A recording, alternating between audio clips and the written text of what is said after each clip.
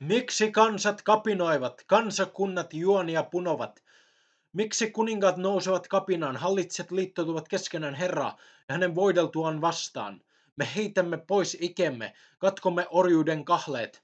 Hän, joka hallitsee taivaassa, nauraa.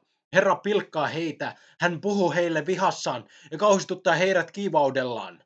Minä itse olen asettanut kuninkaani Sionin, pyhälle vuorelleni. Nyt kerron, mitä Herra on säätänyt. Hän sanoi minulle, sinä olet minun poikani, tänä päivänä minä sinut synnytin. Pyydä minulta, niin saat kansat perinnöksesi, ja maan äärin ulottuu sinun valtasi. Sinä alistat kansat rautaisella valtikalla, murrat ne kuin saviastiat. Tulkaa siis järkiinne kuninkaat, ottakaa opiksenne maan mahtavat.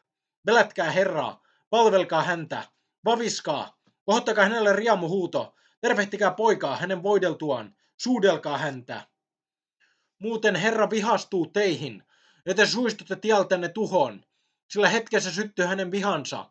Hyvä on sen osa, joka turvaa häneen.